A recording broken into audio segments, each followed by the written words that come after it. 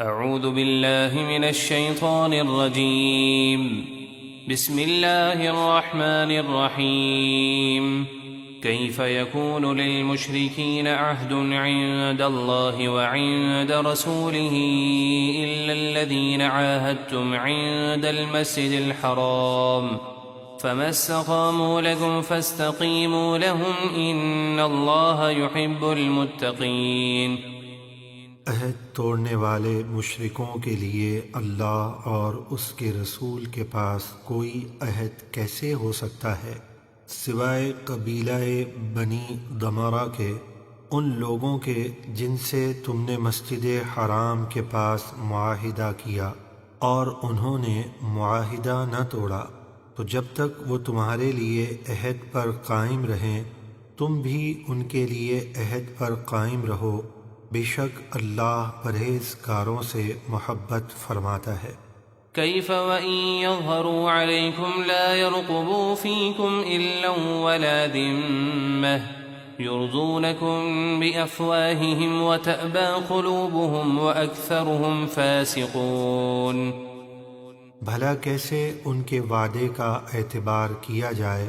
ان کا حال تو یہ ہے کہ اگر وہ تم پر غالب آ جائیں تو تمہارے بارے میں نہ تو کسی رشتہ داری کا لحاظ کریں گے اور نہ کسی عہد کا، وہ تمہیں اپنی زبانی باتوں سے راضی کرتے ہیں اور ان کے دلوں میں انکار ہے اور ان میں اکثر لوگ نافرمان ہیں۔ اشتروا بآيات الله ثمنا قليلا فصدوا عن سبيله إنهم ساء ما كانوا يعملون۔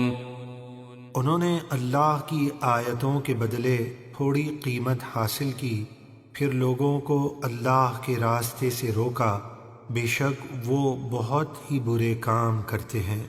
لا يرقبون في مؤمن إلا ولا ذمة وأولئك هم المعتدون۔ وہ کسی مسلمان کے بارے میں نہ تو رشتہ داری کا لحاظ رکھتے ہیں اور نہ کسی عہد کا، یعنی جب موقع پاتے ہیں نقصان پہنچاتے ہیں، اور یہی لوگ حد سے بڑھنے والے ہیں۔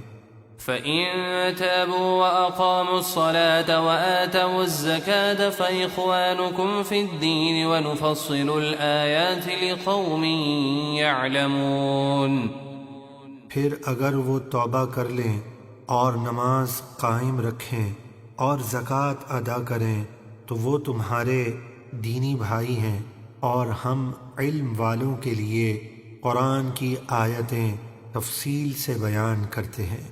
وَإِن نَكَثُوا أَيْمَانَهُم مِّن بَعْدِ عَهْدِهِمْ وَطَعَنُوا فِي دِينِكُمْ فَقَاتِلُوا أَئِمَّةَ الْكُفْرِ إِنَّهُمْ لَا أَيْمَانَ لَهُمْ لَعَلَّهُمْ يَنْتَهُونَ۔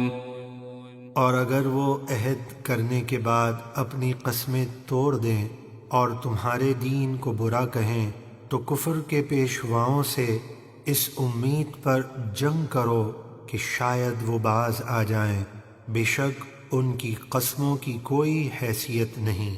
آیت کریمہ سے معلوم ہوا کہ اللہ اور اس کے رسول سے کیے ہوئے وعدے کو توڑنا اور دین پر اعتراض کرنا، خصوصاً حضور علیہ الصلاۃ والسلام کی بے ادبی اور گستاخی کرنا، دین پر سب سے بڑا اعتراض اور بغاوت ہے، اور باغی شخص کو اللہ کی زمین پر زندہ رہنے کا کوئی حق نہیں، لہذا گستاخ رسول کی سزا صرف اور صرف موت ہے۔ ألا تقاتلون قوما نكثوا أيمانهم وهموا بإخراج الرسول وهم بدؤوكم أول مرة أتخشونهم فالله أحق أن تخشوه إن كنتم مؤمنين۔ اے مسلمانوں، کیا تم اس قوم سے نہیں لڑو گے جنہوں نے اپنی قسمیں توڑ دیں اور رسول مکرم کو ان کے وطن مکہ مکرمہ سے نکالنے کا ارادہ کیا، حالانکہ انہی کی طرف سے لڑائی میں پہل ہوئی ہے؟ کیا تم ان کافروں سے ڈرتے ہو تو اللہ کا زیادہ حق ہے کہ تم اس سے ڈرو اگر ایمان رکھتے ہو۔ قاتلوهم يعذبهم الله بأيديكم ويخزهم وينصركم عليهم ويشف صدور قوم مؤمنين۔ اے مسلمانوں، تم ان سے لڑو، اللہ انہیں تمہارے ہاتھوں عبرت ناک سزا دے گا اور انہیں رسوا کرے گا اور ان کے خلاف تمہاری مدد کرے گا، یعنی تمہیں فتح دے گا اور مومنوں کے دلوں کو ٹھنڈا کرے گا۔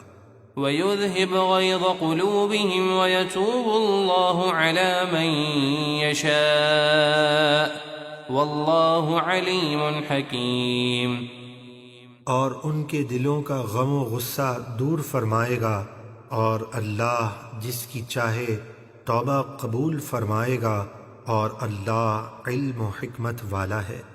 أَمْ حَسِبْتُمْ أَن تُتْرَكُوا وَلَمَّا يَعْلَمِ اللَّهُ الَّذِينَ جَاهَدُوا مِنكُمْ وَلَمْ يَتَّخِذُوا مِن دُونِ اللَّهِ وَلَا رَسُولِهِ وَلَا الْمُؤْمِنِينَ وَلِيجَةً وَاللَّهُ خَبِيرٌ بِمَا تَعْمَلُونَ۔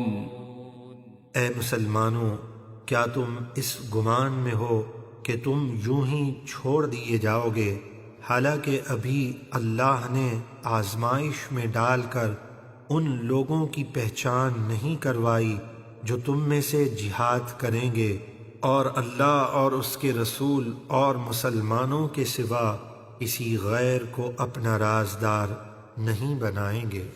اگر اللہ چاہے تو بغیر جہاد کے بھی کافروں کو ذلیل اور رسوا اور مسلمانوں کے دل ٹھنڈے فرما سکتا ہے۔ اس کی قبضہ قدرت میں سب کچھ ہے، لیکن جہاد کا حکم اس لیے دیا گیا تاکہ تمہاری آزمائش ہو کہ کون تم میں سے مخلص ہے جو اللہ اور اس کے رسول کی راہ میں جہاد کرتا ہے اور کون اس سے دور بھاگتا ہے، اور اللہ تمہارے سب کاموں سے خوب باخبر ہے۔ صدق اللہ العظیم۔